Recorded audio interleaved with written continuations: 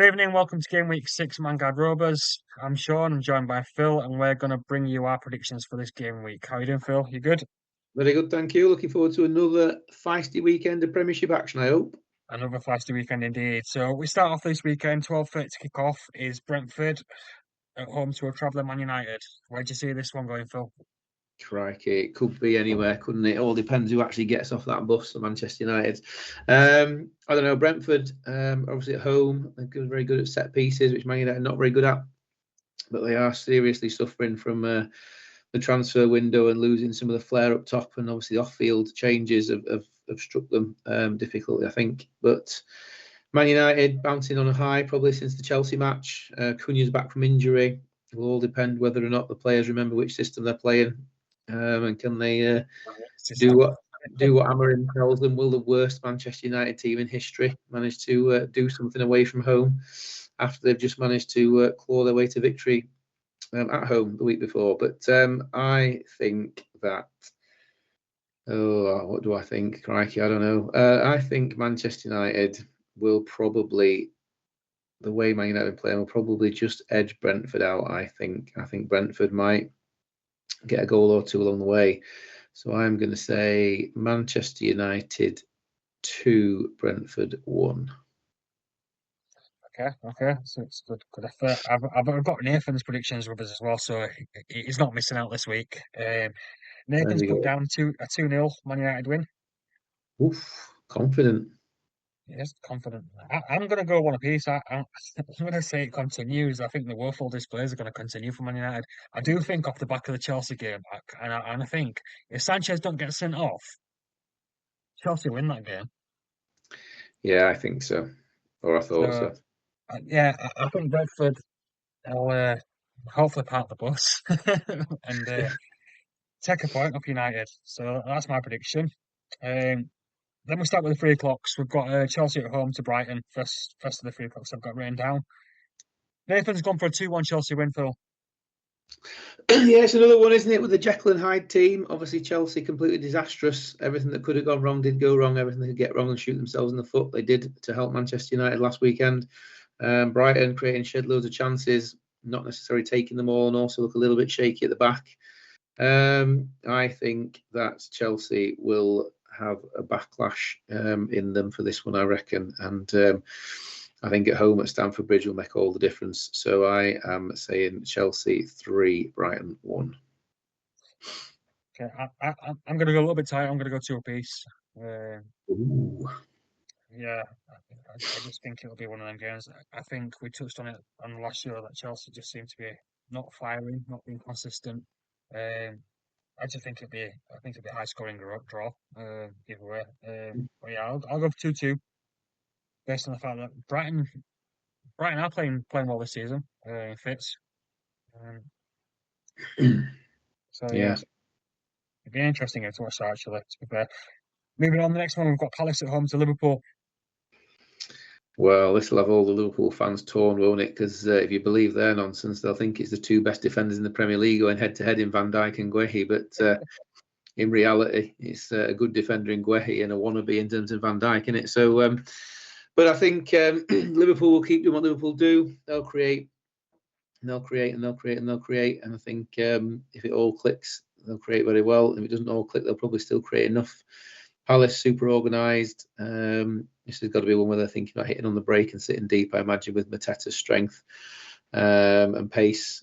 But I think although Crystal Palace are really well organised, it's just hard to back against Liverpool at the minute, isn't it? As much as I want to, as much as I really, really want to. I'm not sure I can back against Liverpool at the moment with how they're playing. But I do like Palace. But I'm going to say Liverpool 2, Palace 1.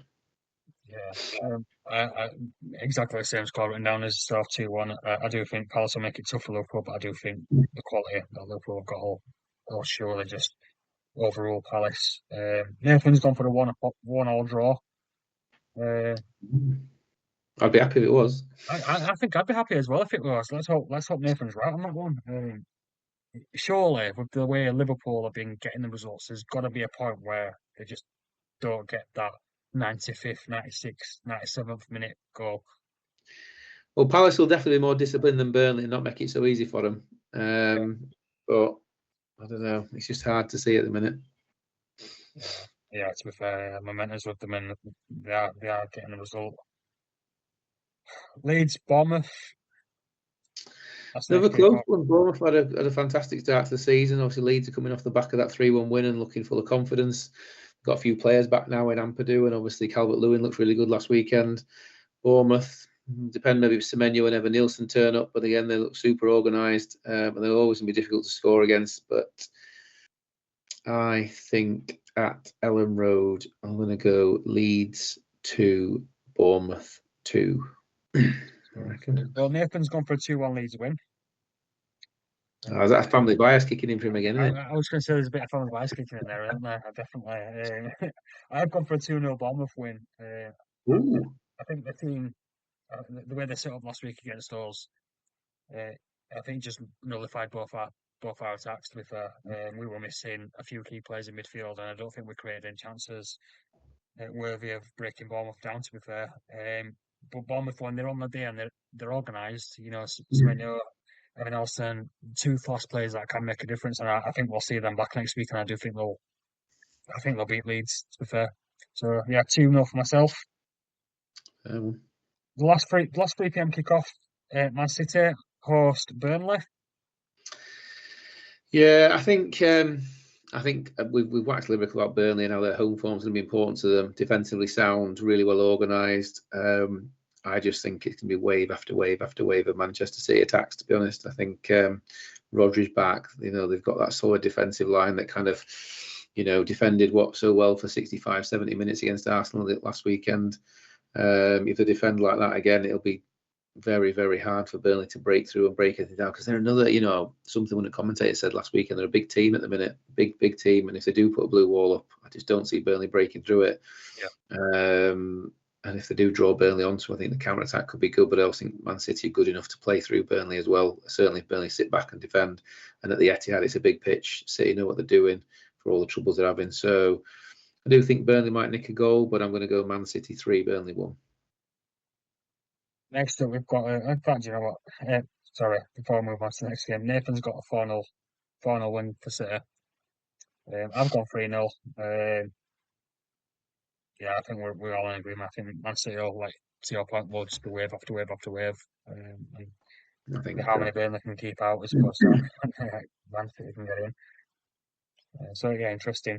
Moving on to the 5:30 kick-off, Forest Sunderland. Now that could be a really tasty game. That could be a really tasty game.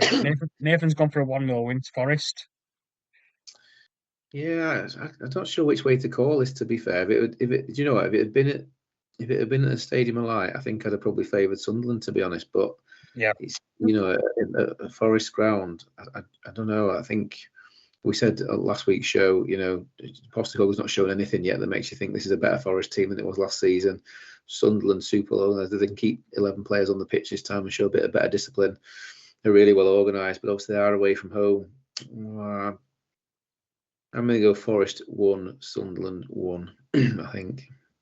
I've got exactly the same written down for that as well. I've got one apiece. I think it'll be a really interesting game to watch. That it's a 5:30 kick-off as well, so we'll be able to watch it.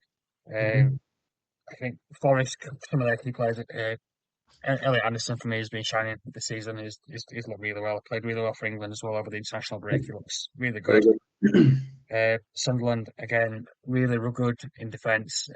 Defenders bombing forward, getting into the box with the set pieces, just being menaces as typical Sunderland teams are. So yeah, in agreement with yourself, I think one apiece. Saturday night, 8 o'clock, we've got Spurs at home to Wolves. Nathan's gone 3-0. I've also gone 3-0 for Spurs. Where do you see this one going? Yeah, it's hard to look anywhere else, isn't it? It's a big pitch. Wolves struggling to defend. Tottenham know how to attack at home. They'll be organised defensively. I'm not sure Wolves will play their way through them. And I think Tottenham will probably find the goals over the course of time. Not sure they'll find their way to 3. They've not looked totally free scoring. I think maybe a set piece and maybe a goal. So I'm going to go 2-0 to Tottenham. But I think they win it. I think they've got too much for Wolves. Yeah, it should be. We all think it'll be straightforward for Spurs, but Wolves will probably come and score first goal, Well, make let's it hope interesting. so. Let's hope so. Wolves versus Chickens. Come on, the Wolves. Moving on to Sunday, we've got Villa at home to Fulham. I mean, Fulham Well, played really well last week, didn't they? So Fulham tough game played for really Villa. well. They've got a lot of nous. They're bouncing. They've had a good start to the season. Villa, we talked about on Monday's show, they're just flat all over the pitch and flat off the pitch. So I'm not sure home advantage gives them a great deal of advantage. I think you might find that if they don't do something early on, I think you might find the crowd might start to get a bit edgy, and that might even put them off their game rather than supporting their game. And it's just hard to see Villa where the goals come from. Like I said, my opinion is Cash got a bit lucky. He was hitting one straight down the middle last week. So I just don't think they look like a team that looks like they can believe they're going to score. Maybe the fact they got one at the last weekend, might help them. But Fulham, once they ticked into gear last weekend, looked really, really good. They've obviously got a team that's played together for a lot of time now, and they've got a very experienced manager in the Premier League. So I think Villa 1, Fulham 2. So Nathan's not gonna like this. I've also matched that. I've also gone 2-1 to Fulham. Nathan naturally gone 2-1 Villa. I think Villa will find it a frustrating afternoon on Sunday. I wish he was with us because I'd love to challenge our Nate on whether or not his heart's ruling his head on that one. I'd love to Yeah, see what he's seen from his boys this year that makes him think they can score too. But stranger things have happened. strange things Fingers have crossed. happened. But the biggest game of the weekend, especially for us two, Phil, is my boys versus your boys. Got Newcastle against Arsenal, 4:30 on Sunday. Where do It's a we biggie. start? It's a biggie, isn't it? That's for sure. Where do we start? The best defence in the league against a toothless attack at the minute. But then, stranger narratives have been written, and suddenly that breaks barriers and away it goes. But I think we're both. Let's face it. I think we're both going to pump for our own boys, aren't we, Phil? But we both probably think we've got enough. You've got the history of the last couple of years where you've dominated these matches against us, but obviously you're missing Isak, and Isak's the one who made Gabriel and Saliba's lives so impossibly difficult over the last couple of years. And I think we're a very different team to last year in terms of the guile we've got against your defence. So I'm going to say my heart might rule my head, but I'm going to say Newcastle 0, Arsenal 2. Oh, oh. Well, Nathan's gone for one apiece. Well, I don't want to piss either of us off, does he? Oh, get them splinters out your ass, Nate. What are you doing? I've also gone for a one apiece. Oh no, what's going on? Yeah, I think you'd be really hard to break down as you have been all season. Your defence. Is Anthony Gordon still missing? I think he might be missing for that game. To be fair, I think that's the last That's gone, game. wasn't it? Is that the Yeah, third match? because the European game doesn't count, does it? So it will No. be. Yeah, so we'll have no Gordon. Barnes will be starting, no doubt. Who has looked good at times, not consistent enough for me though. But yeah, I just think we'll struggle to break it down. We've got our game against Bradford this week. Rested players this weekend. Main midfield, Bruno got rested. Gillinton got rested. Might have been rested for the Bradford match, though, surely. No, that's what I'm thinking. So I'm hoping that the cup game on Wednesday, we bring some of the academy players in and just let them have make It's it an so we can beat interesting, Bradford, but let it's, its key players just sit down for for a it's few an minutes. interesting choice, though, isn't it? To looking at how the result last weekend now panned out, it's interesting to kind of accept dropping points last weekend to maybe grab the points back this. But like, why not just take the points last weekend and see what? Do you know what I mean? Yeah. It's a strange call when really I he think could Eddie's already obviously looking at this rested fixture them. and going, "We're at home. We've always got a high possibility of winning the results at home. It is, we've always made it tough for you boys at home. So maybe he is putting his eggs in one basket and that, and hoping to get a result at home against you boys. But I do think you'll be tough to break down. And as Martinelli proved over the weekend, it doesn't take much for him to create a chance. And the way he's But finished that yeah. chance, and that's the difference. How many chances we will get and how many we finish is another question. Baltimore Well, needs to start. I'm certainly hoping that Arteta takes the handbrake off. If I see him, if I sit down on Sunday afternoon and see a midfield of Marino, Rice, and Zubimendi, I might put my shoe through telly before it even kicks off. To be honest, because how many times? But that's twice is enough. Do you know what I mean? We should have been more aggressive against City last weekend. I'm hoping that I would hope that Eze starts in the number 10 position, and I think if he does, we'll have we've got more guile and more threat than we've ever had against you. Like I said, the last couple of years you've dominated this fixture, but I do think that so many of our problems came from Isak.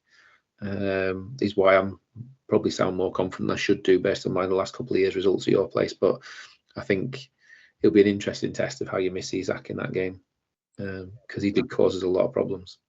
Yeah, obviously about Mahrez there now, but yeah, he's still going to take He's a a very few different lobbing. striker, isn't he? He's not just striker for striker. Like Isak's movement last season, there weren't many strikers. Well, probably just Isak and Haaland really, who made Saliba and Gabriel look nervous last season, Mm, and they were the two. And they did look, particularly in the Carabao Cup game, he terrified them.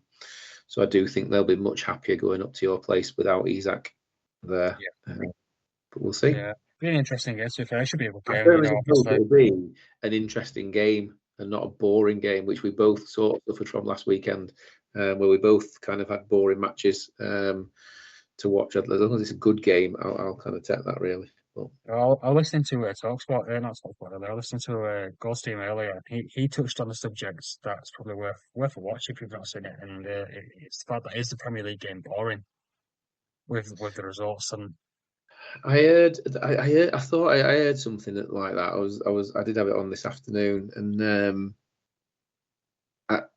I'm slightly torn as to whether or not it's part of you've got this day and age, everyone's trying to promo their own shit, aren't they? And I do think it's interesting how now that he's got the rights to the Bundesliga, suddenly the Premiership's not as good. Is there an overlap in that now they're suddenly showing all the Bundesliga games live? Suddenly, Mark, he's telling everybody how good the Bundesliga is compared to the Premier League, even just to encourage people to go, oh well, I'll go on then. I'll just try and watch your Bundesliga matches then, just to see if there might be a bit of self-interest in that one maybe. But he's not wrong, I suppose. We did our summary show on Monday. Check it out if you haven't already. And we said in a couple of games, didn't we? They were just boring, particularly Sunday matches. Those 3 draws on the Sunday were just they were pretty poor adverts for the Premier League. So, but I suppose I don't know. Maybe there's a bit of self-interest in it, but that's it. As long as we get an interesting game to finish Sunday off, I'll be happy. Well, on the assumption it doesn't end up in your favour. well, we can only wait and see if I win that one. But we do have a Monday night game, believe it or not. It feels like a long time since we had a Monday night game. Yeah, it does feel like it, and it's Everton. They host West Ham. Where'd you see this Yeah, one going? I just think if it goes the way of what we've seen over the first 5 matches, I just think Everton destroy them. I think Jack Grealish looks like he's on fire. He looks like he's a real rediscovery of form. Is it Dewsbury Hall who's gone there with him as well? Also looking really good. They were competitive against Liverpool in the second half last weekend. And West Ham haven't looked competitive at all at any point. Even the victory against Forest was more a case of Forest crumbled rather than West Ham particularly looked like they were dominating. So I think, and Everton still got the new stadium bounce. They've looked really good at I can't remember what it's called now, but I think I've taken to call it New Goodison, so we'll call it that. The New Goodison. They still got that bounce. They look really good.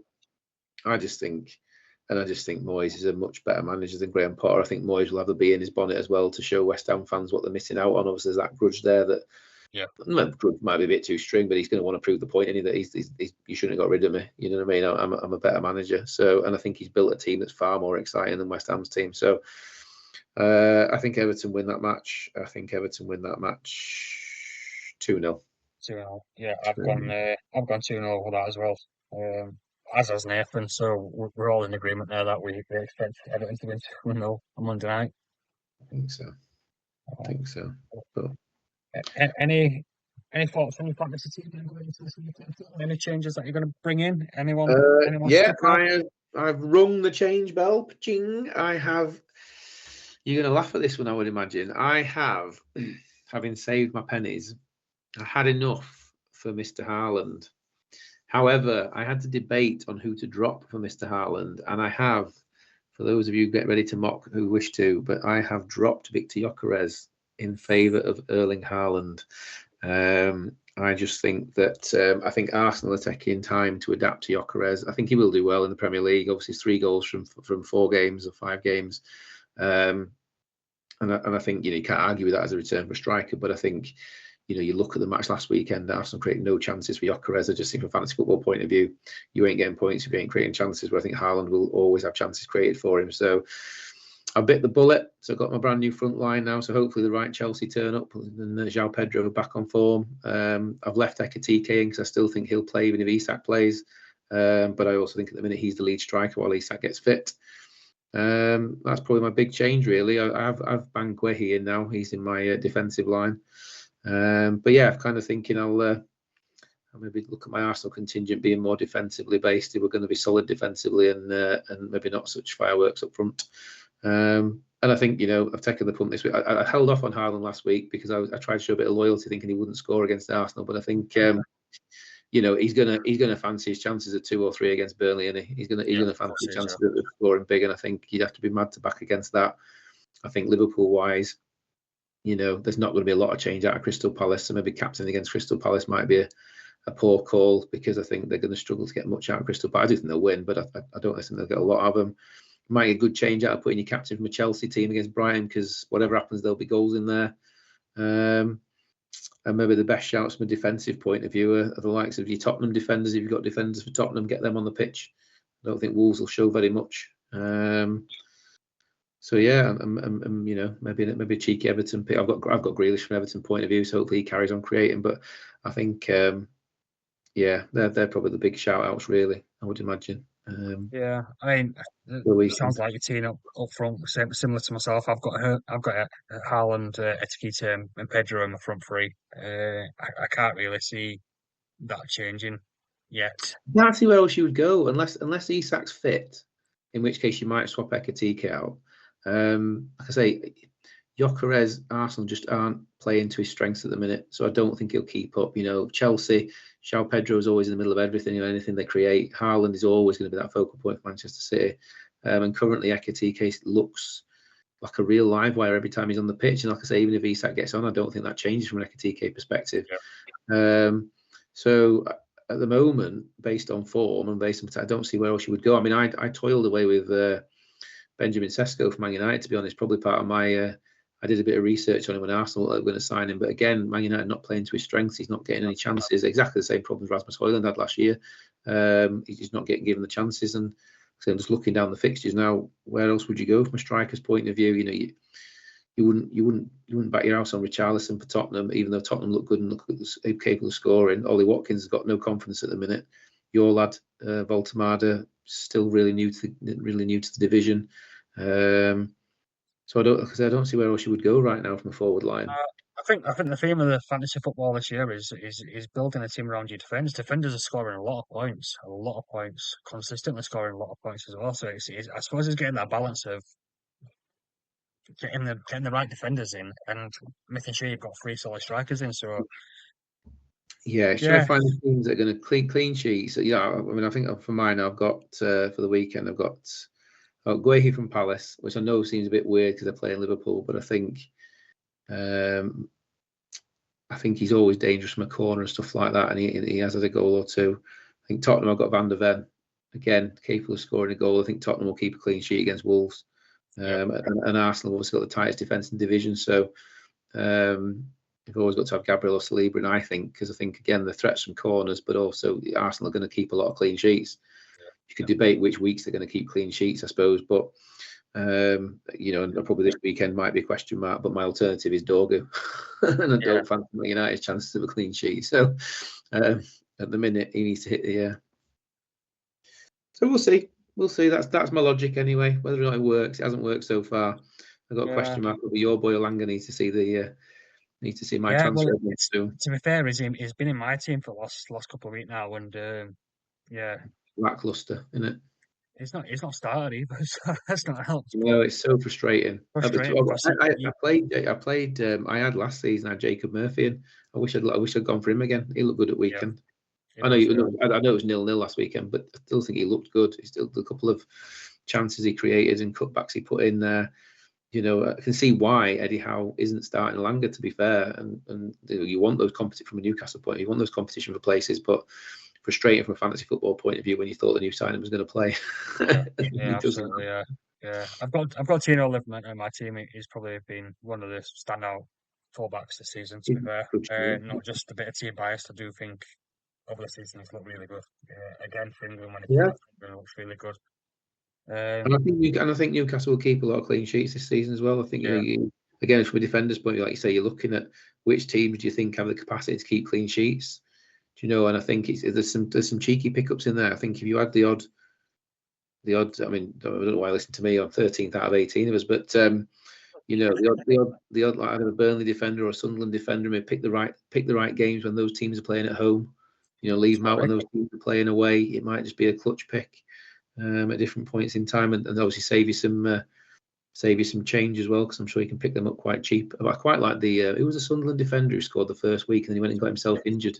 Balder. That's the one, yeah. He went and got himself injured, didn't he? Which was a real shame because he was He came well. back though, didn't Is he back now? Is he? He's back now. He I came on as a substitute, didn't I ain't got the transfer to put him in at the minute, so I'll have to wait. But don't rush it this weekend. Don't rush it this weekend. They're away at Forest. There's no need to rush him in for that. Wow. Well, I'll believe in my transfers until as late as possible, just to not fall for the old he's got a knock, he hasn't got a knock situation.